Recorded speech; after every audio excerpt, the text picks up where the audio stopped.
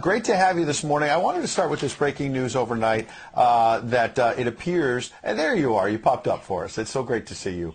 The Daily Mail has a very interesting story that's saying that Vladimir Putin essentially may be running out of bullets, that he might have a week and a half, 2 weeks max. He's losing warplanes, tanks, all the rest of it. He obviously went into this thinking he was going to bulldoze his way through Ukraine. He's obviously caused a lot of destruction. Don't want to minimize the fact there's over 2 million refugees. But this has not gone as well as Vladimir Putin expected. I don't buy it for a second, Ed, I'll be honest with you. I really think that there's so much misinformation. We've never really seen anything like it. I mean, I've been covering wars now for 35 years, and I have never seen people with their nails done in the Ukrainian flag, right? I mean, we're being corralled into this box where we either have to hate Vladimir Putin and believe everything evil that's said about him and love Ukraine, and there's no in between. And that reminds me a lot of you're either, a white supremacist, or you go with the Democrat narrative on everything under the sun. So Vladimir Putin knew exactly what he was doing when he went into Ukraine. The Russian military isn't perfect. They, for example, I've spoken to multiple defense specialists and intelligence specialists from a Defense Intelligence Agency who've studied the Russian military for years. They do have a difficulty mounting complex air operations because they do very little training hours in comparison to, for example, the United States air assets, right, our fighter jet pilots. But Russia is not struggling.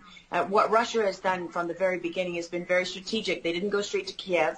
They went to all those bioweapons laboratories that are scattered all over the country. Some of them they built, so they know where they are. They've known where they are since the Soviet Union, because under the Defense Threat Reduction Program, we went in after the fall of the Soviet Union and supposedly turned those facilities from bioweapons labs into public health labs. Although, these days it's hard to believe anything that our leaders tell us, because they've lied about COVID, they lied about Russia collusion, they lied about the Ukraine impeachment trial, and there's so much more going on in Ukraine that nobody is talking about. You see such dishonesty when it comes to the history of Ukraine. You see dishonesty when it comes to the Azov Battalion, which is funded by the U.S. and NATO. I mean, you can find pictures of them online holding up the NATO flag and the swastika at the same time. Their own emblem contains the black sun of the occult, which was a Nazi SS emblem. And it also contains the sideways, lightning insignia of the SS. I mean, this is on throughout the Ukrainian military. You can see that black sun of the occult on their body armor, even on the female soldiers who are paraded in front of the world as being, such an example of Ukraine's independence and spirit and nobility. Even they are wearing the black sun of the occult. And, the White House wants you to believe, well, this doesn't matter, it's just a small number of troops. It's not true. The Azov Battalion has been murdering its way through eastern Ukraine. Yeah. We don't want to admit this. This was why Crimea voted for independence. This is why Crimea wanted to be with Russia. Because we in the media, in the Western media and in the West, won't acknowledge the reality of what's gone on. Western Ukraine backed the Nazis. It was a headquarters for the Nazi SS. The CIA under Allen Dulles actually gave immunity from prosecution to the Nazis of Ukraine from the Nuremberg trials.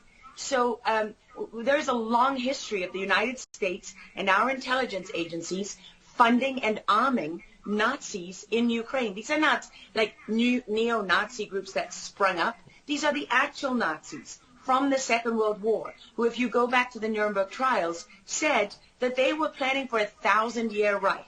And so you have to really wonder, as you look at this, when you know that the CIA sponsored the color revolution in Ukraine in 2013 and 14, that they selected Ukraine's leaders, go to Victoria Nuland's leaked phone conversation where she and the U.S. ambassador are deciding who can lead Ukraine. I mean, there's as much interference here as you could possibly imagine before you even get to Hunter Biden, Nancy Pelosi, John Kerry, and Mitt Romney, and all of their children who are employed, who earn millions from Ukrainian gas companies. Yeah, you are pointing, pardon me, to a real credibility crisis for our leaders. I want to let Karen Turk jump in. Yeah, I wanted to bring up the fact that President Zelensky is Jewish, and I don't know exactly how this factors in, but there's some very interesting points in what you're saying. And looking at this, you could think it's political theatrics. You made a very good point at the beginning that you think that Putin is in control. And I actually want to play something that Jen Psaki said, because it seems that the White House is actually echoing that sentiment. Watch this. Well, the end game is really a question for President Putin. We have completely crushed his economy.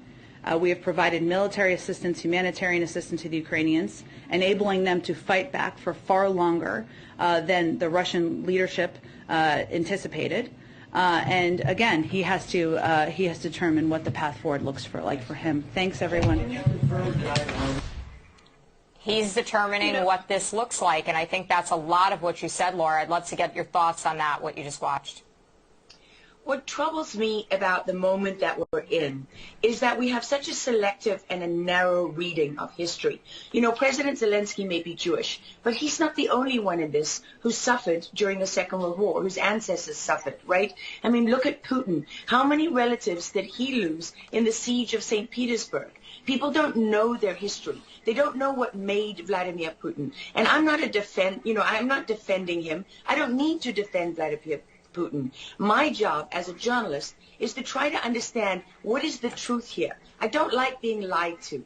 And we're being lied to on an epic scale. When we're told your only choice is you have to be 100% with Zelensky, who's a puppet, who you can find on the internet in black stilettos and leather pants, with shirtless, doing a spoof Dancing with the Stars kind of entertainment video. That's a mock of a Ukrainian group that does this kind of satanic, occult type of music video. And I mean, Zelensky was selected, like so many of our leaders. And honestly, with big tech and with election fraud these days, we don't know how many leaders all around the world have been selected for us and weren't actually voted in. But what we do know is that there are increasing problems with technology and the digitization of our world. Because look at what's happening with COVID.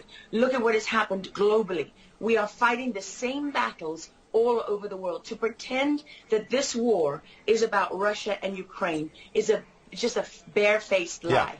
If Putin has been warning for 15 years that he is not going to stand by while the globalists take over the world, build bioweapons facilities and whatever else they're doing in Ukraine, Ukrainian oligarchs. Ukraine has been a center of money laundering for, many of the leaders in this country. For how long? Billions of US dollars have been laundered through Ukraine, and we say nothing about it. These are our tax dollars. I mean, before the impeachment trial, had you ever heard of anyone in the United States, us bringing in foreign governments to the White House for anti-corruption training?